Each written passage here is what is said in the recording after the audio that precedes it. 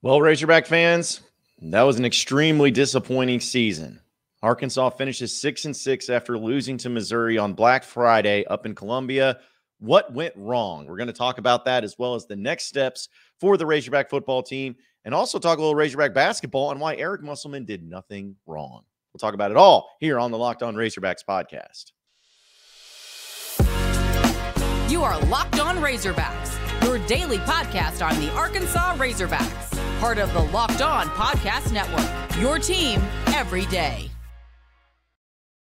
And welcome into the Locked On Razorbacks podcast. I am your host, John Nabors. I am also the host of Out of Bounds. You can catch every weekday afternoon from 1 to 4 on 103.7 The Buzz and 103.7thebuzz.com. Hope everybody had a wonderful Thanksgiving weekend, as it was always great to be able to spend time with family and loved ones and have that long weekend of watching football and in some cases even some basketball and just being able to take a break right before we get into the craziness of December and the Christmas holidays as well. So hope everybody had a great one. I know I sure did. Of course, if you're a Razorback fan, though, it's really hard to say that as a fan, you had a great Thanksgiving weekend as Arkansas goes on the road to Columbia, Missouri and loses. That's right, loses to the poverty football program of Missouri by a final score of 29-27.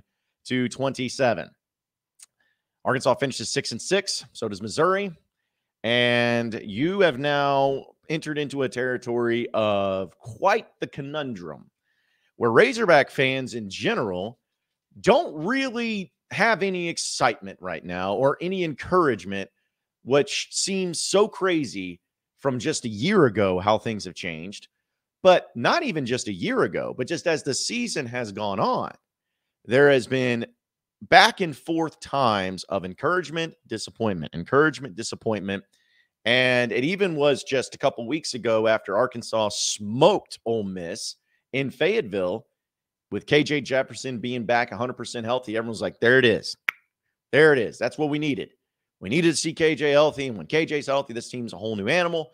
And they're going to get back to form. And they're going to take care of business and have a strong finish to the season and beat Missouri. But instead, it didn't happen. Arkansas loses the game. And all the trophies that they won from last year that meant so much to them have now been emptied from the trophy case. Completely and totally empty.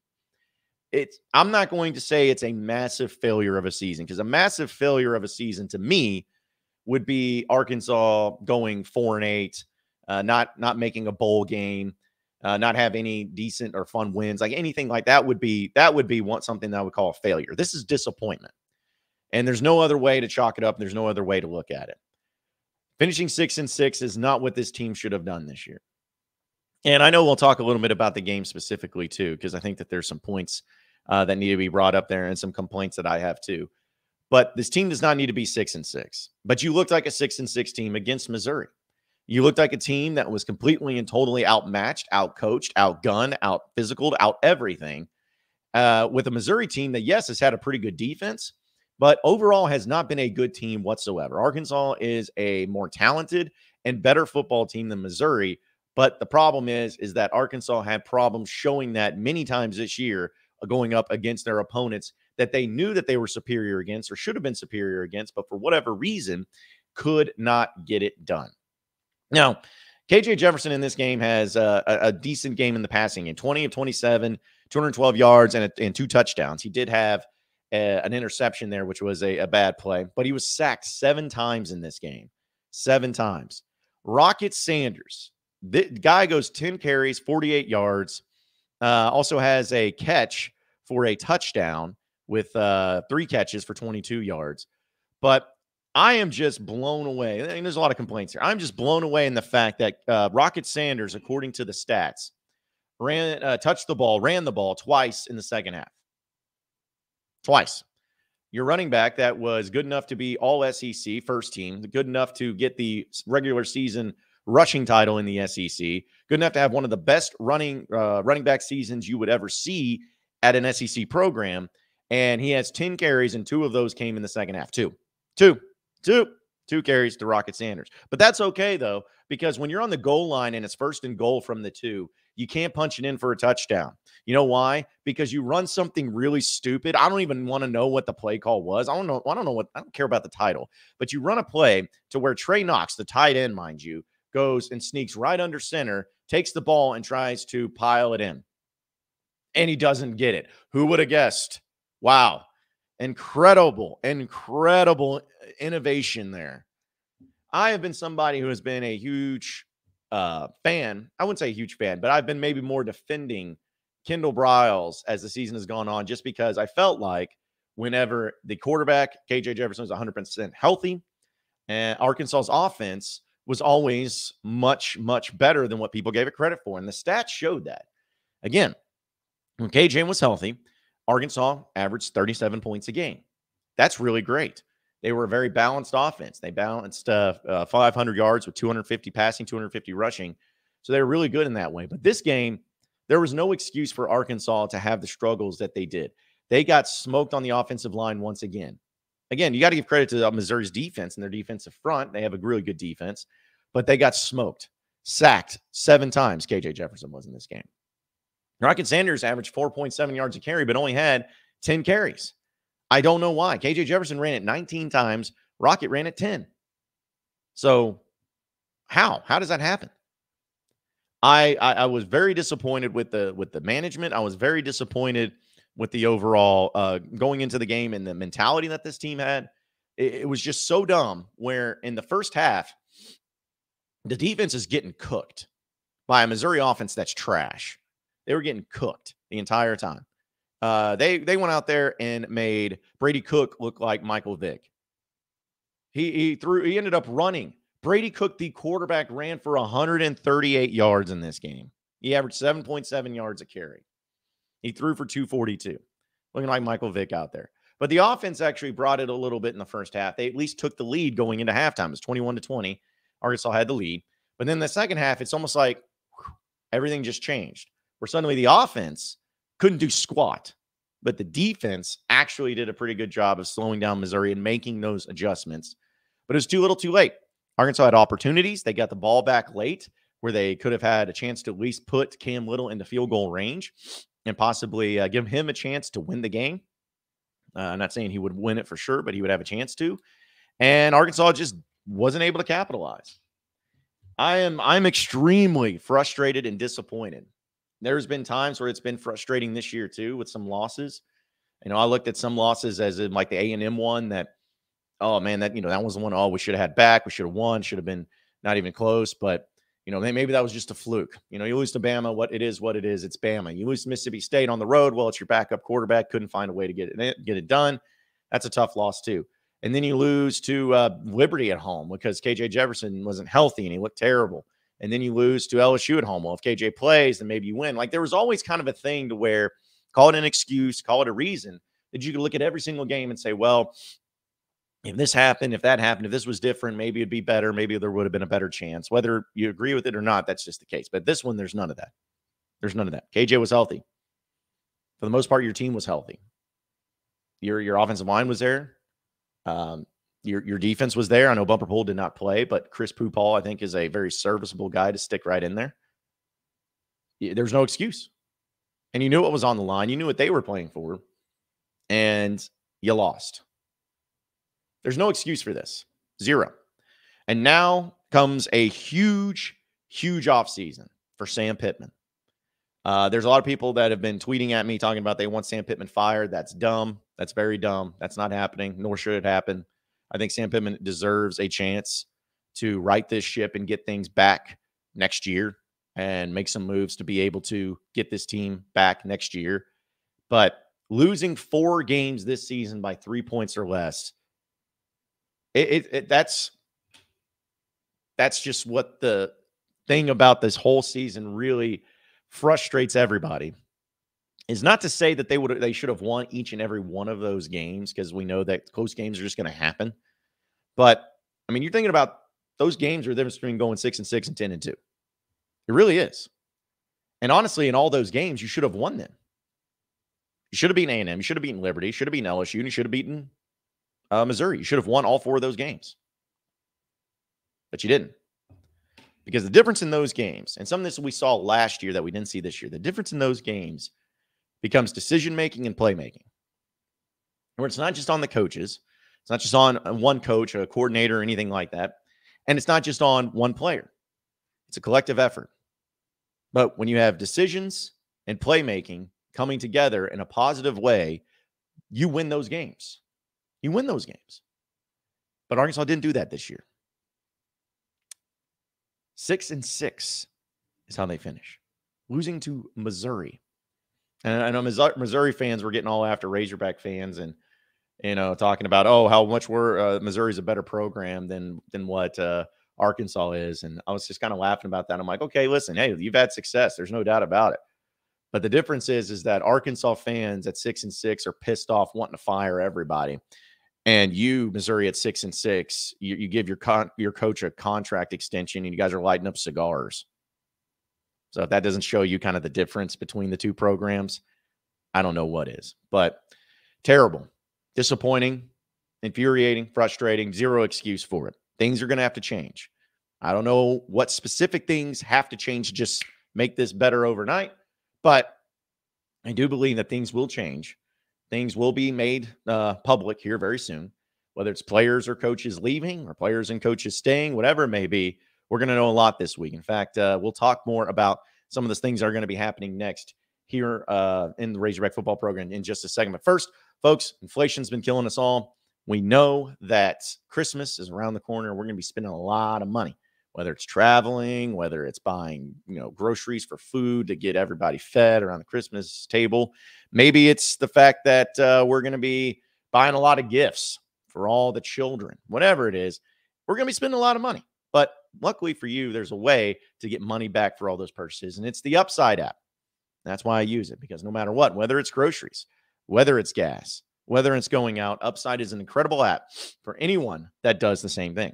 With Upside, I don't have to cut back because I get cash back on every single purchase. So to get started, just download the free Upside app and use my promo code LOCKED. You'll get $5 or more cash back on a purchase of $10 or more. Next, you claim then offer for whatever you're buying with Upside. You can check in at the business, pay as usual with a credit card or debit card, and make sure that you get paid. Download the free Upside app and use promo code LOCKED to get $5 or more cash back on your first purchase of $10 or more. That's $5 or more cash back on your first purchase of $10 or more using the promo code LOCKED with Upside. Also, here on the Locked On Razorbacks podcast, we know that a lot of you that are listening are business owners. You're somebody that is looking out to not only have a great business model, but also have great employees that can be able to help you out whenever the times are really busy, which, of course, the holiday season seems to always up that. But that's why you can check out LinkedIn, because with your small business, you want to be 100% certain that you have access to the best qualified candidates available. And that's why you have to check in LinkedIn Jobs. LinkedIn Jobs helps find the right people for your team faster and for free. Simple tools like screening questions make it easy to focus on candidates with just the right skills so you can experience and quickly prioritize who you'd like to interview and who you'd like to hire. That's why small businesses rank LinkedIn Jobs as the #1 job delivery service when it comes to quality hires versus leading competitors. So LinkedIn Jobs helps you find the qualified candidates that you want to talk to faster and for free. So post your job for free at linkedin.com/lockedoncollege. That's linkedin.com/lockedoncollege to post your job for free. Terms and conditions do apply. You are Locked On Razorbacks, your daily podcast on the Arkansas Razorbacks, part of the Locked On Podcast Network, your team every day. All right, so continuing on with the Locked On Razorbacks podcast, I'm going to have to, that's weird. I got all my same little titles there, all the same. Sorry about that. I don't know. How does that happen? Anyways, so we'll just go to what's next for the Razorbacks, even though it's not highlighted. What's next for the Razorbacks? Some things have already happened that we do need to talk about and discuss. And a few of those things being the fact that Arkansas fired their strength and conditioning coach, Jamil Walker. Multiple sources said this over the weekend. It was that Walker actually received a raise back in March for $425,000 per year and an extension through 2024 of February. And it was the second consecutive offseason that Walker had received a pay raise. It was one of Pittman's first hires when he came from Georgia for Pittman. And it was something that I was a little bit shocked by, to see how it all came to an end with him. And maybe there was some things that maybe we just didn't know about. Maybe there were some things that that kind of came to light that, was going behind the scenes that we don't know. But I just love how fans immediately, because they're mad, they say, oh, well, Jamil Walker's the scapegoat. And they start tweeting out that, like, oh man, this is just showing you how out of control the program is and all that stuff. I'm not buying that. Here's my thing. I don't know anything. I don't have any evidence. I don't have any, inside sources to say anything like that. But my guess is that if you're firing the strength and conditioning coach, especially when Sam Pittman gave him a raise and obviously believed a lot in him, there's something going on there. Now, Arkansas got pushed around a lot this year. They were not as physical this year as they were even last year. So is that all on the strength and conditioning coach? I think he's definitely part of it. But there seems to be maybe some disconnect there with the strength and conditioning coach and Sam Pittman. In fact, I would even make the argument, this is, again, just my observation from standing back behind the scenes and just looking at the program in general. The entire coaching staff, I feel like there was a lot of disconnect in a lot of different places, whether it's coach to coordinator, coordinator to assistant coaches, position coaches, strength and conditioning coach. It seemed like you always had people kind of going different directions there. Now, I always have believed that Sam Pittman is the type of coach where it can be a great thing and it can also be a detrimental thing, where he is a manager. He lets his coaches coach. He lets his coordinators run the offense and defense. He lets his position coaches get after those guys. He observes it. He overlooks it, but he hires these guys to do a job, and he gives them a lot of freedom to do those jobs and let it all come together, where he's at the top and he's the guy that will have the ultimate decisions in a lot of these things. That's how I've always looked at it. But in this particular case, it seemed like there was just nobody was really on the same page. You'd have guys looking good here, but not here, but then different weeks, different times, it looked different. It was just all over the place. There's no sort of consistency. The fact that Arkansas was able to go the entire season with only one opening drive resulting in points this year is disgusting. There's just a lot of things that didn't make sense and didn't add up. But from what I would say and from what I would believe with the whole thing with Jamil Walker and being the guy that gets fired as a strength and conditioning coach, there's something there. There's something that's changed. There's something that's different. And it might have been one of those things behind the scenes. So we'll see what Sam Pittman ends up doing with that and replacing Jamil Walker. Some people said Kiero Small needs to come. I think he's up at Michigan. I think it'd be great if Kiero Small came back, was able to be a part of it. And I think Tank Wright, also someone at Illinois, who's a former Razorback that does some strength and conditioning training, maybe he would come back. So I don't know. I'm not going to sit here and try to say I know what's a good strength and conditioning coach. I have no clue. But that's what I'm hopeful for. Also, in some other news, this was a weird thing that happened with Miles Slusher, the defensive back, announced he was transferring.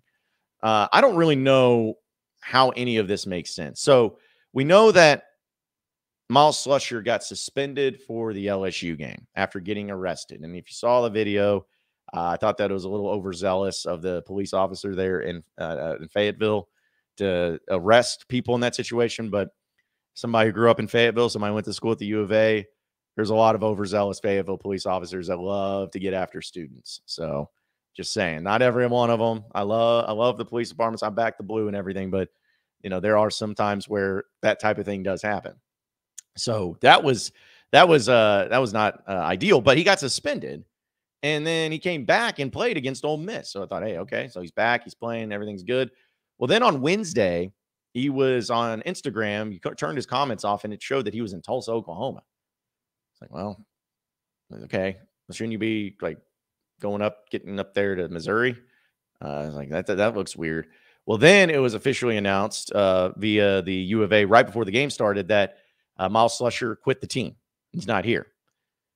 Well, then Miles Slusher quote tweets Andrew Hutchinson of hogbeat.com with his, and he says, quit. If anybody know me for real, I put people before anything. I've always been that way. Ain't never been selfish. Always a team player in all phases of life. Everything ain't always what it seemed. Can the people y'all praise in life say the same? # last response. Okay, so take that for whatever you want. He ended up deleting the tweet, and then he ended up announcing he's transferring out. Here's my thing. He quit. I don't think there's any way that you can go around it. The guy quit. Now, I'm not going to get after him and say that, oh, you're a quitter, because I don't know what's going on behind the scenes. I don't know. Maybe there was some stuff that he was wrong by, or maybe he actually did just flat out quit on his team. Maybe that's the case. I do find it a little weird that he got suspended for LSU, comes back for Ole Miss, plays against Ole Miss, and then quits. I'm like, so did something happen after the Ole Miss game, before the Missouri game, that caused you to do this? It was very strange. So he ends up quitting. He's saying he's going to be transferring out, is what it is. But I just thought that was really weird that ended up happening. And so now we're going to see today, because again, this is podcast being recorded on this Monday. So a lot of you may be watching it. Who knows? There's probably something that's already broken news. And we did not be able to talk about it because it's happening during this podcast or even after this podcast recording. But before we get into the final segment, I want to say this about the final stretch of Arkansas football and encompassing this season entirely.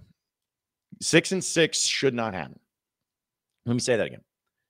6-6 should not have happened this season for the Razorback football team. They were a better team than what their record showed. Now, people will always say, oh, well, you are what your record says you are. That's true, 100%. But you can't sit there as a Razorback fan and look at what the Razorback football team had this year and say that this was a 6-6 caliber team talent-wise. I don't buy that because, again, you lost 4 games by 3 or less points this year. And 3 of those teams, you were 100% better than talent-wise. You were better than A&M, you were better than Liberty, and you were better than Missouri. LSU, you only lost by 3. And who knows if a healthy KJ comes in there, maybe you actually win that game. But you're talking about those 4 games of 3 points or less that you lost by, the difference between going 10-2 and 6-6. You were good enough to go at minimum 9-3 this year. You were. The only team that really was just so much better than you that you had no chance really of winning no matter what was Alabama. And honestly, the fact that you were only 5 points down going into the fourth quarter after being down 28 points was a pretty incredible feat. Now, you ended up losing. You lost the game. It is what it is. But this team was good enough to be better record-wise than last year's team. And instead, they're 2 games worse. It's frustrating. And people were getting after me saying that, no, this team was not a 9-3, 10-2 team. Yes, they were. They were good enough. They were good enough to be that team.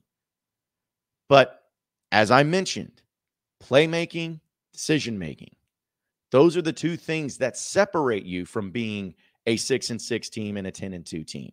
When you have those games be settled by 3 points or less, what changes the outcome of those games? What is the difference in those close games? Playmaking, decision-making.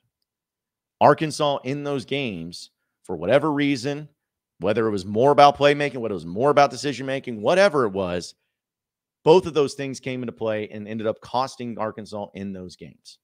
That's what's so disappointing about this team. That's what's so frustrating about this team this year. 6-6 ain't going to cut it. That's not good enough for what this team should have been and should be. Now, how does this get fixed? How does Arkansas turn it around next year? Schedule gets pretty tough. Who's leaving? Who's going? Who's staying? Like, all of that thing is going to be decided this offseason. We will see what happens. But there's no doubt that this season should have been better. There's no doubt that this season will be looked at as a disappointment. And there's no doubt that this season, Sam Pittman's going to have a lot to deal with and a lot to change this offseason to try to make this next year a much better, much more improved, and offer some sort of hope and encouragement that this is going to get better from what it was. If you were a bad team with a lot of talent missing from this team, 6-6 wouldn't be great, but it at least makes sense. This team going 6-6 doesn't make any sense. And there's not anyone out there that can convince me otherwise. They're better than this. They should have been better than this. But at the end of the day, they're 6-6. Something's got to change, and something's got to get better this offseason. Folks, I got to tell you about Nissan. Listen, our partners at Nissan have worked with us to create a new segment across all the Locked On College Network called Thrilling Moments, where we highlight the most exciting play from the Razorbacks throughout history, throughout the season, whatever it may be. And I know that this week's thrilling moment may not be something from the past game because it wasn't exactly thrilling. But I will say, though, that looking back on this season and looking back on the entirety of the games that they played and some of the great moments that they had, there were a lot of things to choose from, a lot of really fun plays and cool plays that Arkansas ended up having this season as well. But to me, it was really just the play of Rocket Sanders and some of the big plays that he had. It's still a complete and total farce that the fact that he is not a semifinalist for the Doak Walker Award. It's insane, but he had so many great plays this year, and he broke it loose in so many games. Had a few of over 200 yards rushing. He was able to be pretty consistent and have some big playmaking ability. Just overall, you got to give it up to Rocket Sanders, the sophomore, because you get him back next year. You get him back. You think that with him coming back, we'll see what the rest of the team does, but you feel really good about Arkansas's chances of being able to build upon that rushing attack. But here's my favorite thing about this year. On the ground, he averaged 6.5 yards a carry. He had 10 touchdowns. 14-26 is what he finishes with the regular season. Rocket Sanders, without a doubt, is going to be remembered as having one of the best seasons as a running back in Razorback history when it comes to numbers. Now, will he be up there with Darren McFadden? No.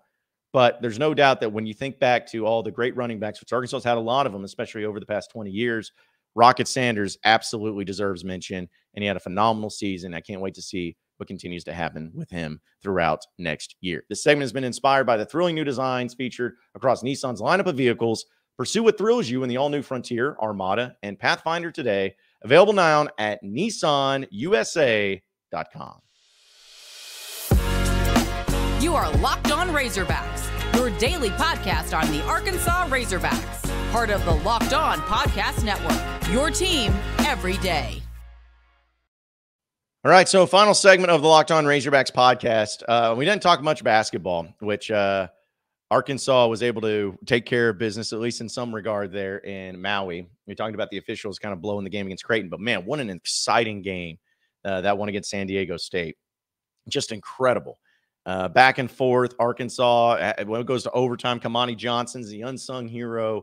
Just what a great game. And I think what made it even better is the after effects of this game, where on the court you saw a skirmish, a scuffle between fans and the people on the Razorback bench.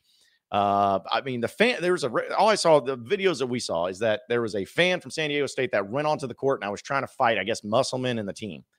And he was trying to fight him and trying to look for him. And it was, everything was so bad and really weird that went on. And then there was people were reporting things, and the picture came out of Muss doing the L signal to the fans that were yelling at him and getting after him. So, people were talking about, oh man, Muss is terrible. This is classless. It's terrible.